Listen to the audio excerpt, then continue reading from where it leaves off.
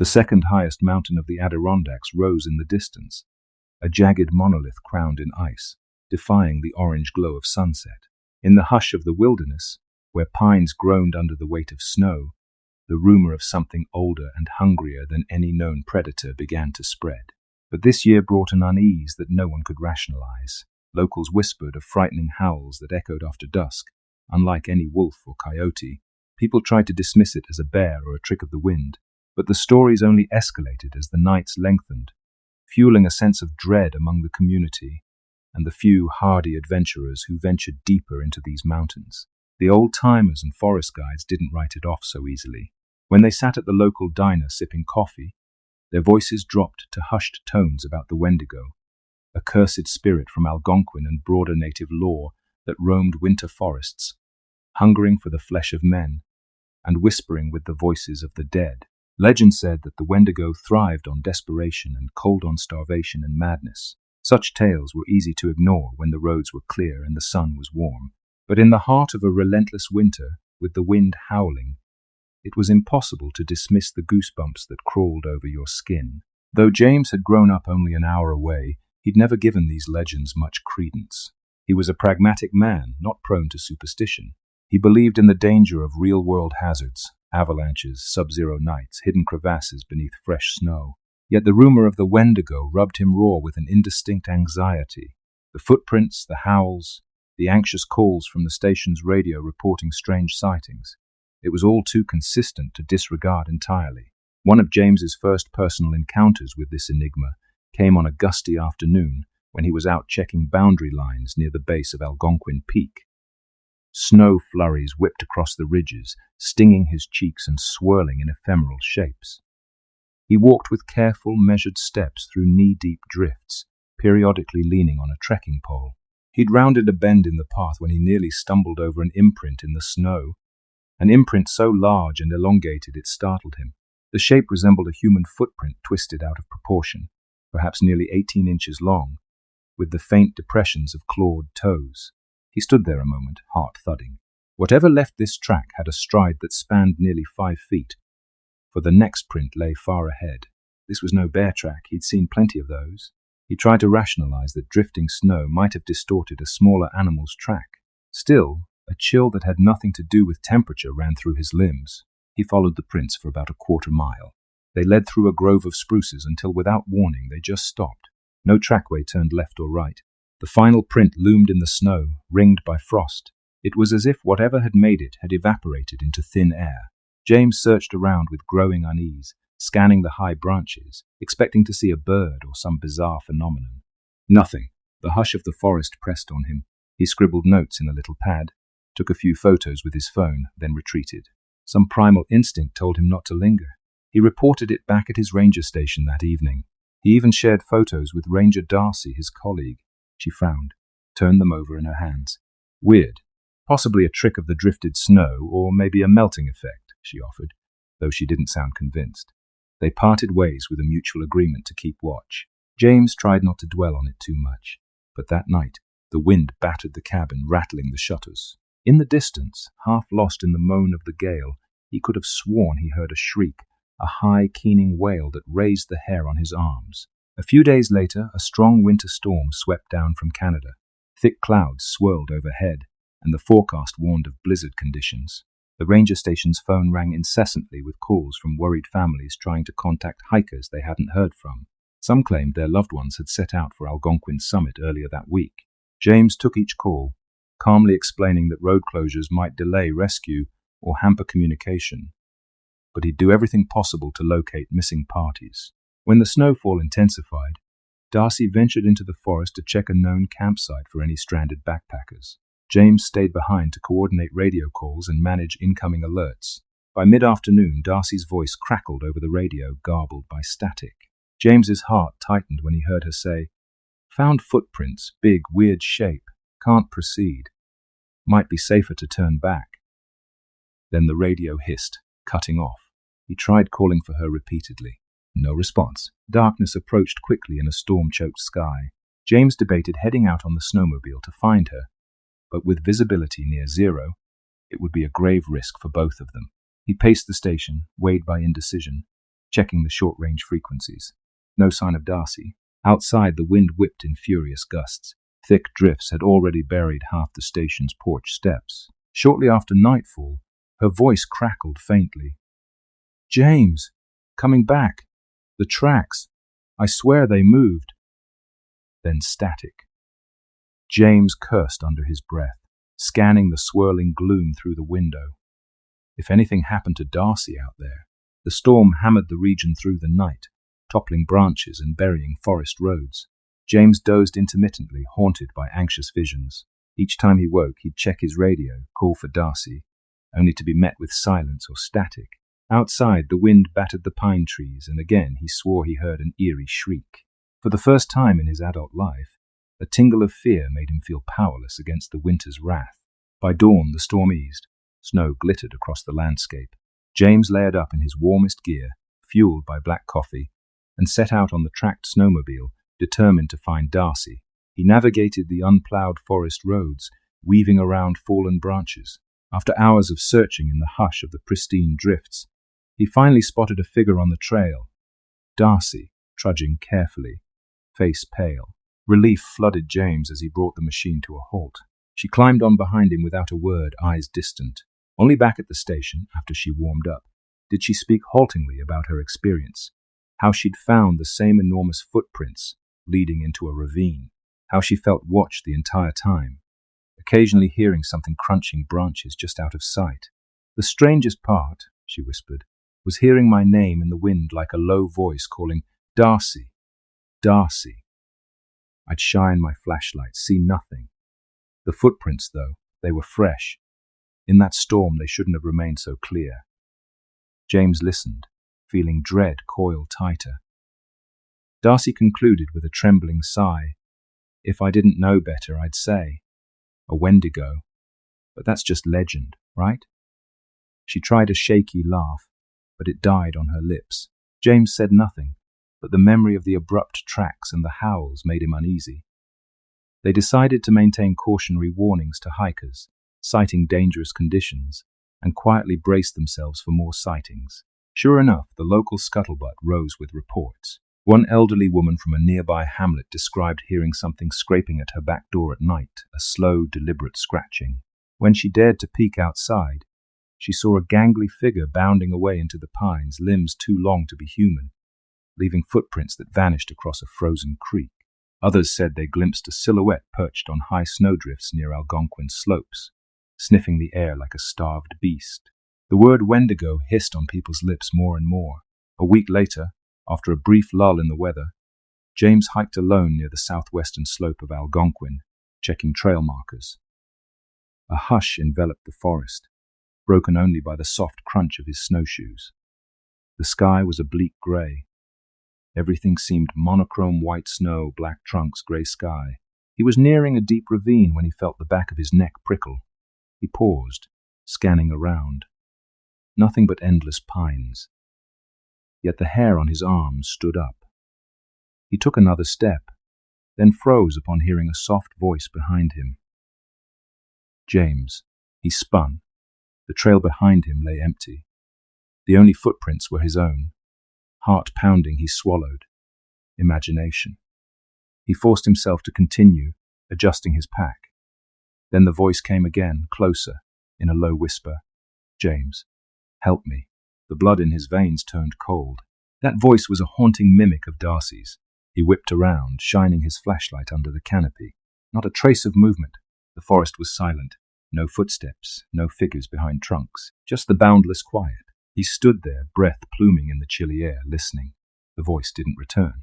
After a trembling moment, he hurried back, adrenaline fueling his steps. That night he didn't mention the incident to Darcy or any others. But in his gut, he knew the Wendigo legend was more real than he dared admit. News of odd occurrences circulated among the local rangers, but official statements remained hush-hush. The park administrators didn't want to spark panic. They chalked it up to unusual wildlife behavior during a harsh winter. James stayed vigilant, though a sense of doom weighed on him. By mid-February, the temperatures plunged to record lows at night, and the forest roads glistened with ice. James's cabin perched on a rise about 2 miles from the main ranger station, a functional place with minimal comforts. a wood stove, a bunk, a small table, and a radio.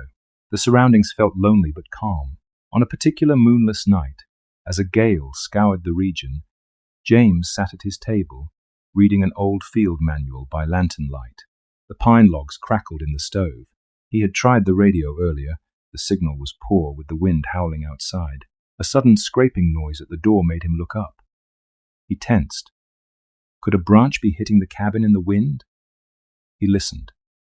Another rasping sound as if claws or nails dragged across the wooden door. Quiet. Then 3 slow knocks. Knock, knock, knock. He stood, heart in his throat. No one should be out in such brutal cold. He grabbed his rifle from the corner, edged toward the door. "Who is it?" he called. Silence. The wind rattled the roof. His breath felt heavy. After a moment's hesitation, he lifted the bar on the door. He cracked it open an inch, shining a lantern outside. Bitter air rushed in. No one stood on the doorstep. Snow gusted across the threshold. He peered around, stepping onto the small porch. Then, in the swirl of snow, he saw them. Footprints, larger than any man's, disturbingly elongated. They circled the cabin's perimeter, leading around to the side. In a surge of fear, he slammed the door, latched it. He double-checked the windows, cursing the lack of curtains. Outside, the wind roared, flinging snow against the glass. James pressed his ear to the door. For a moment, all was quiet except the howling storm. Then, at the edge of hearing, came a faint, scraping breath. A shape moved past the window. He couldn't see it clearly, only a looming shadow. He gripped his rifle. Suddenly, from the other side of the cabin, he heard his own voice. "Help me." The words echoed with a hollow ring. His knees nearly buckled. Something was out there mimicking him. He forced his limbs to move, creeping to the second window. A gaunt silhouette stood just beyond the swirl of snow, tall, spindly limbed, with a hunched posture. He glimpsed hollow eye sockets, frost-crusted hair or fur. The mouth parted to reveal jagged, broken teeth. In the faint lantern glow, it looked starved, lips pulled back, a horror beyond reason. It repeated his voice. "Help me," as if testing the shape of the words. James swallowed a scream. The creature stared at him for a heart-stopping moment, then disappeared with unsettling speed behind the cabin. He fumbled for the door's deadbolt. The wind hammered the windows. He braced himself for an attack, but minutes crawled by with no further sign, only the savage wind. Eventually, adrenaline receded, leaving him trembling in a cold sweat. He barely slept that night, dozing fitfully in the chair, rifle in hand. At dawn, the storm had eased, revealing a crisp, brittle sky. He ventured outside warily. Tracks circled the cabin, massive, unnatural footprints. They crossed over each other, as if the creature had paced around, peering into windows. The handprints or claw prints on the wooden walls made his stomach churn. Long grooves scratched the logs. None of this could be easily explained. He noticed something else. His snowshoes, which he'd leaned by the porch steps, were gone. Anger and fear mingled. He scanned the ground for them, but only found partial drag marks leading away, then covered by fresh snow. "Damn it," he muttered. No illusions about the likelihood of retrieving them from a monstrous intruder. He'd have to rely on boots alone or rummage for a spare pair at the station. He rushed to the radio inside the cabin, hoping to call Darcy or the main station. But when he flicked it on, all he got was static. He tinkered with the dials, flipping frequencies, suspecting storm damage or an antenna issue. No luck. Then the static parted briefly, replaced by a voice. His own voice. "This is Ranger James. Do you copy?" it said, echoing emptily. Horror jolted him. He hammered the power switch, turning it off. The silence that followed pressed in. The creature had tampered with the radio or was broadcasting from who knew where. He felt isolated, hunted. Realizing he might not be safe alone, James decided to trek to the ranger station. It was 2 miles in thick snow, but daylight gave some advantage. He threw supplies into a pack, hoisted his rifle, and stepped out, scanning the tree line. The wind had calmed, leaving an unnerving hush. A half-mile into the journey, the forest around him exuded an oppressive stillness. No birds, no rustling squirrels, only the crunch of his boots in knee-deep snow. The weight of the rifle strap dug into his shoulder. He forced himself onward, glancing behind every so often, but saw no pursuit. At one point he thought he glimpsed movement among the pines, a tall figure sliding behind a trunk. He froze, aiming the rifle, heart hammering. but it was gone. He pressed forward, picking up speed despite the deep snow. He had to get out of the open. The spectral hush closed in on him, intensifying the sense that some predator watched from beyond his sight. He considered the stories of the Wendigo, a spirit of eternal hunger, mimicking voices, feeding on fear. He'd never believed such legends, but now the monstrous footprints and the mimicry hammered at his rational mind. Fear threatened to unravel him. Every snapping twig triggered goosebumps. He repeated a mantra in his head. Just keep going, one step after another. The station was close, maybe another half hour. Near a ridge that overlooked a frozen creek, James stumbled on a dark bundle half buried in the snow. Drawing near, he realized with shock it was clothing, more specifically, a ranger jacket. He recognized the name patch, Darcy's jacket. "Darcy!" he shouted, voice echoing. He dug it free, only to find it torn and stained with something darkly frozen. Blood. A fresh wave of dread overcame him. No sign of Darcy's body or gear. Tracks churned the snow around the spot massive footprints, plus drag marks. The trail led away toward the deeper pines. He swallowed painfully. Could she still be alive, or was it too late? He called her name repeatedly, scanning the area. Only the forest's silence answered. He debated following the tracks to see if he might rescue her, but the trail vanished into a steep ravine with thick, tangled undergrowth. If that creature lurked, he'd be walking into a trap. Devastation warred with caution. He forced himself to reason that reinforcements were needed.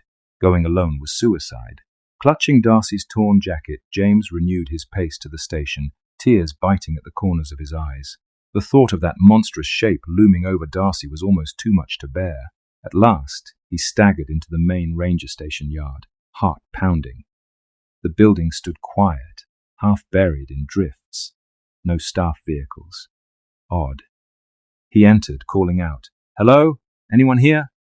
The air was stale. Lights flickered. A wave of relief came at seeing the power still on. Usually at least one or two rangers would be around. Where had they gone? He found a note pinned to the front desk, scribbled by Ranger Darcy. "Heading to Lake Colden with the team to check rescue lead.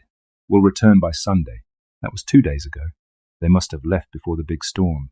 Possibly they were delayed in the field. So he was alone again. But at least the station's radio tower might function. He hurried to the comms room, turned on the base radio.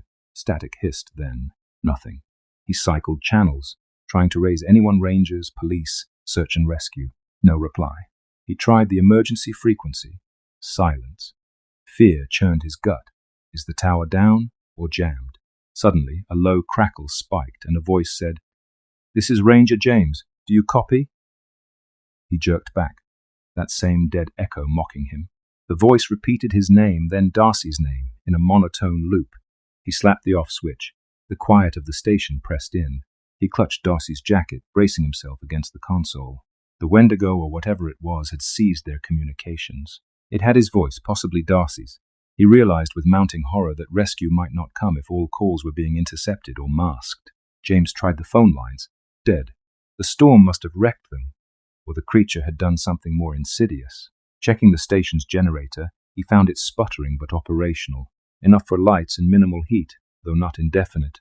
Food supplies were decent, but not for a long siege. He felt like a prisoner in the very building meant to protect hikers. He rummaged for extra gear, found a battered pair of old snowshoes in the supply closet, smaller than his usual size but workable. He tested them, wincing at the squeak of old leather. He also discovered a flare gun and a handful of flares. That might be his best bet to signal any passing aircraft or even nearby rescue squads. The weather forecast still threatened more snow, but perhaps there'd be a break in the clouds. Thus a plan emerged. Wait for a partial clearing, then ascend a short distance up a vantage point near the station, launch flares and hope someone sees. The danger was obvious. He'd have to risk the Wendigo's domain again, but staying put might not be safe either. The creature had proven it could track him or even infiltrate radio signals. He couldn't just cower. Something told him the station's defenses wouldn't hold forever. The creature's cunning was too great. Night came swiftly. James barricaded the doors, windows, and tried to rest in a chair near the main entrance. The station's lights flickered. The building groaned in the wind.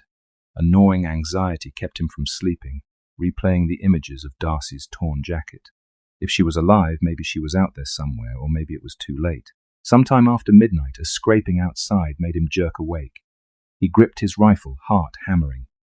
Muffled footsteps approached the door. Then he heard a voice, Darcy's voice, barely above a whisper. "James, let me in."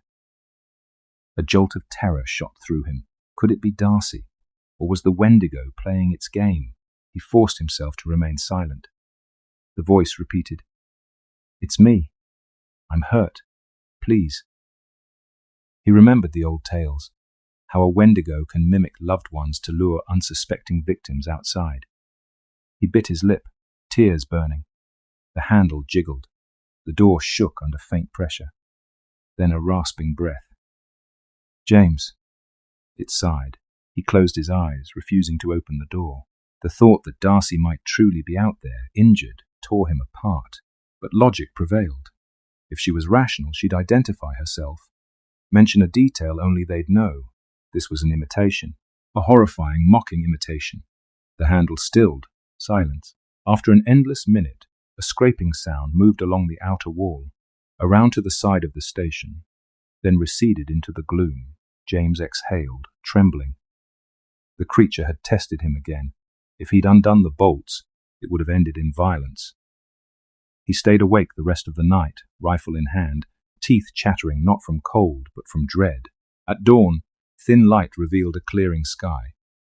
James mustered his courage, strapped on the old snowshoes, slung the flare gun at his belt, and set out from the station. He aimed for a rocky outcrop 1/2 mile away that offered a decent vantage. The walk was harrowing, each crack of a branch making him spin around. But nothing stirred in the snowy forest.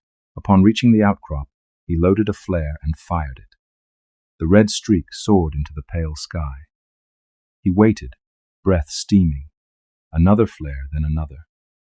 The hush of the wilderness swallowed all. He saw no approaching rescue helicopter, heard no plane engine. The sense of isolation weighed heavily. Just as he was about to climb down, something on Algonquin's slope caught his eye. A silhouette, tall and thin, perched on a rocky ledge across the valley. Even at that distance, James recognized the unnatural proportions, the forward-leaning posture. Despite a yawning gulf between them, he felt the creature's gaze pinned on him. It raised an arm in a slow, deliberate gesture, as if mocking a wave. Fear coursed through him. He stepped back, losing his footing on the outcrop. He tumbled in the snow, bruising his elbow. When he glanced up again, the figure was gone. The wind carried a faint, drawn-out wail. "It knows I'm trying to signal for help." That was his only thought. The next hours blurred in anxious watchfulness. James returned to the station, hoping maybe the flares had drawn some distant attention. None came. As evening approached, a new sense of urgency rose. Possibly another storm was moving in, or the creature planned a final assault. He couldn't remain passively locked up forever. If no rescue arrived soon, if supply lines remained cut, he'd have to attempt a multi-day trek out of the region. But could he outrun that monstrosity? His decision was forced near sundown. While checking the station perimeter, he spotted fresh footprints of the same monstrous shape leading right up to the station's back door, and then away again into the forest. Snow had only lightly fallen since morning, meaning these were recent. The creature was stalking him with relentless cunning. Gritting his teeth, he packed for an immediate departure. Extra clothes, food rations, a map, compass, and the flare gun. He thought to bring the radio, but it was compromised. This was his chance to slip away under cover of dusk, traveling a back route toward a lower altitude where the main roads might be. A hazardous plan, but staying felt like a death sentence. He left the station quietly, triple-checking the direction. The temperature dropped rapidly as the sun sank behind Algonquin Peak, painting the snow in a red glow reminiscent of blood. The forest rustled. He forced one foot before the other, deeper into the pines. Let the Wendigo find an empty station. He'd vanish into the labyrinth of trails, hopefully to safety. Not long into the trek, James stumbled across a new horror. In a small hollow where the trees parted, he found the remains of a campsite. The half-collapsed tent stuck out of the snow, shredded as if by giant claws.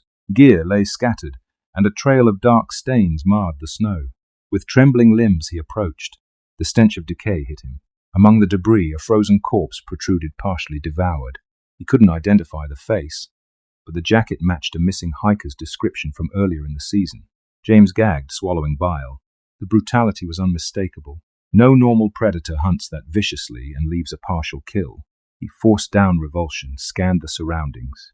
The massive footprints abounded. A sense of the creature's presence saturated the air. The pine needles overhead seemed to hush in a predatory stillness. He left quickly, heart pounding, muttering prayers for the poor soul. The Wendigo, that ancient cannibal spirit of winter, was no myth. It was real, prowling these mountains. Night descended by the time James reached a narrow valley. The moon was a thin silver wedge, offering minimal light. Exhaustion gnawed at him. He pressed on, searching for a vantage or a safe place to rest. The memory of the ravaged campsite churned in his mind. He vowed not to stop until absolutely necessary. In the gloom, a voice broke the silence. "James, come here." The tone was sultry, almost beckoning, distinct from earlier attempts. Shaken, he recognized the voice as a close friend from back home, someone who had never set foot near Adirondack Park. The absurdity made him want to scream. The Wendigo's mocking imitation had grown more cunning. He clutched the rifle, scanning the darkness. Twigs snapped behind him. He spun to see a shape gliding between trees, easily 8 feet tall, spindly limbs, eyes reflecting moonlight with a sickly gleam. He fired a shot on instinct. The muzzle flash lit the night. The shape darted aside unnaturally fast, vanishing behind a trunk. A shrill hiss reverberated. He fired again, missing. Then his gun clicked empty. Terror seized him. He had more ammo in the pack, but reloading now was near impossible with shaking hands and no time. Branches rustled overhead. He realized too late that the creature had circled, climbing a leaning pine. A monstrous silhouette dropped from above, landing in the snow a few yards away with a low grunt. Even in the dimness, James glimpsed the creature's gaunt face, twisted in a grin, frosted hair draping around sunken cheeks. Its breath came in raspy puffs. He fumbled with trembling fingers for fresh cartridges. The Wendigo lunged. James stumbled backward, slipping. Something strong and bony raked across his back. He felt cloth tear, a burning pain. He cried out, sprawling face down in the snow. Over his shoulder, the creature stood poised, drooling icicles from its maw. The stench of decay flared. Summoning adrenaline, he rolled over, brandishing a flare gun from his belt. In desperation, he fired. The flare blasted from the muzzle, striking the creature's chest in a burst of sparks. A hideous shriek erupted, echoing in the valley. The Wendigo reeled, smoke rising from singed fur or hair. James took the chance to scramble up, ignoring his searing back pain. He saw the creature thrash, beating out the small flames. Then its hateful glare turned on him, eyes blazing with an unearthly light. It let out a guttural snarl, an unnatural wail that curdled his blood. He turned and ran. Nothing else mattered. The creature's screeches behind him indicated pursuit, but the flare had slowed it, if only for a moment. Up the slope he went, each footfall an agony. His lungs burned. The snowshoes squeaked with each labored step. The Wendigo's howls reverberated, coming closer. He cursed the thick snow. Cresting a small ridge, he glimpsed a rocky outcrop. Moonlight bathed the sheer stone face, offering no easy path around. Cornered, heart racing, he scrambled onto the rock. The Wendigo crashed through the underbrush behind him, screeching like a banshee. James realized it was do or die. No more running. Atop the outcrop, he found a shallow crevice.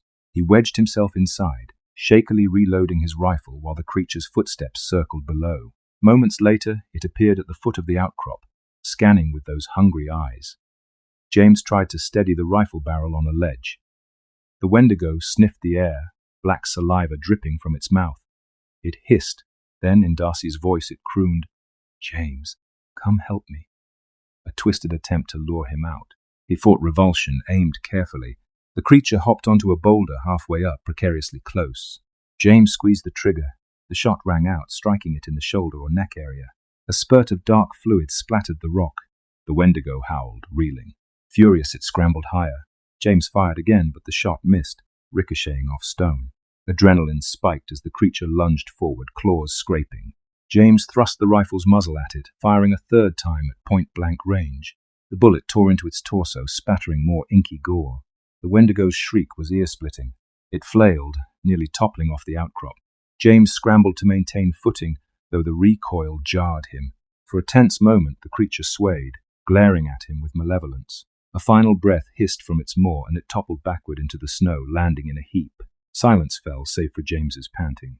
He peered over the edge, rifle at the ready. The monstrous shape lay twisted in the snow. No movement. Slowly he exhaled, trembling from head to toe. Was it dead? He had to check, but fear pinned him in place. Cautiously, after minutes of no motion, James descended. The Wendigo's lanky form sprawled like a broken marionette, its chest a mess of bullet wounds. The stench was overpowering. He inched closer, gun leveled. The face was contorted in a final grimace, eyes vacant hollows. Its withered arms ended in clawed hands. Up close, it was hideous beyond measure, a starved man-like figure with gnarled limbs, ragged lips parted over blackened teeth. Steam rose faintly from the wounds. He knelt, a swirl of relief and horror flooding him. If he had to confirm, it was still warm, unbelievably. He poked the barrel at it. No response. Adrenaline crashed, leaving him nauseous. He recognized the impossible tangibility of the Wendigo, half man, half nightmare. So the legends were true. And now it's ended. It seemed anticlimactic, yet he'd nearly died. Shivering, he rummaged for a tarp in his pack. Some primal instinct told him to burn the remains, as old stories mention. But in the dryness of winter, an uncontrolled fire could devastate the forest. Torn, he eventually decided to gather branches, build a small pyre away from the trees. He dragged the corpse, remarkably light for its size, onto the wood, poured lamp oil, and lit it. Flames whooshed upward. The stench was unbearable. He retched, but he forced himself to watch until the blaze consumed that twisted frame. The fire crackled under a star-filled sky. Ash drifted on the wind.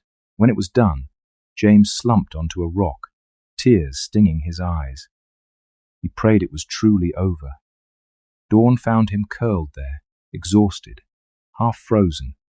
The sun's rays brought new warmth across the snow, painting the scene in an oddly serene glow.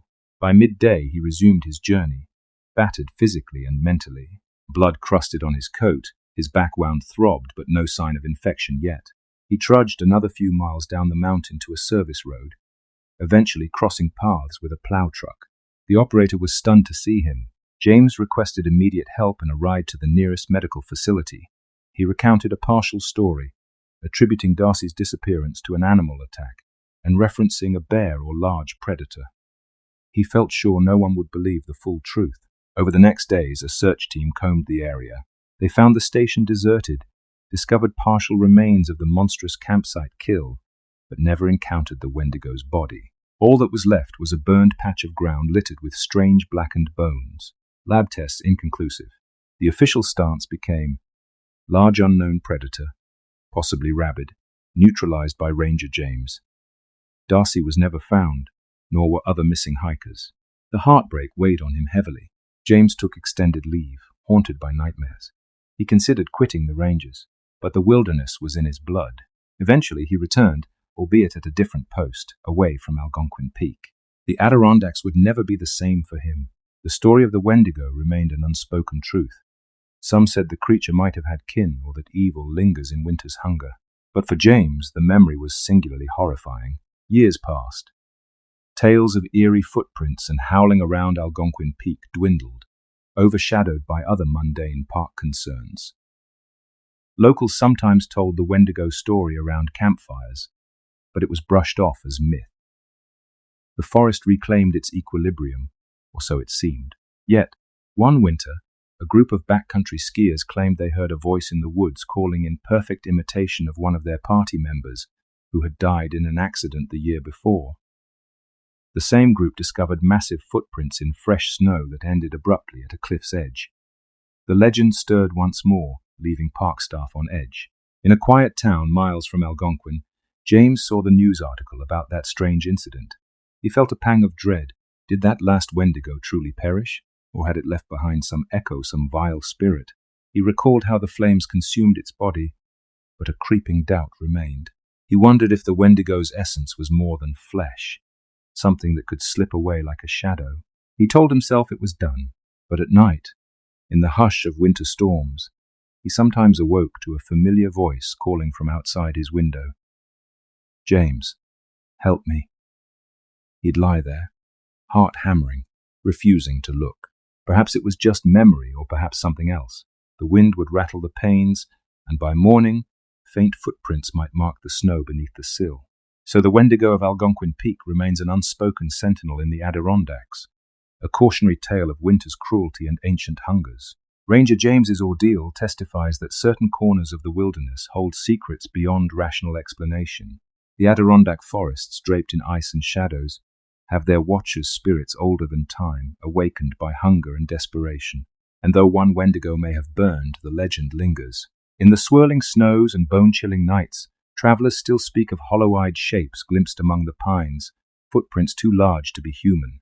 They speak of voices that mimic your own or that of loved ones, luring you deeper into the frost-laden gloom. If you find yourself near Algonquin Peak on a moonless winter night and hear your own voice echoing from the dark, do not follow. Secure your shelter, keep your fire bright, and pray for dawn. Because once the Wendigo calls your name, the line between reality and nightmare thins. Whether you choose to believe or not, the Adirondack winter does not care. It is a place where the wind can become a wail, where footprints can vanish into nothing, and where a monstrous hush can devour you if you're careless. That is the warning Ranger James would give, if you dared to ask. Because once you've encountered the Wendigo's hollow stare, no winter forest is ever the same again.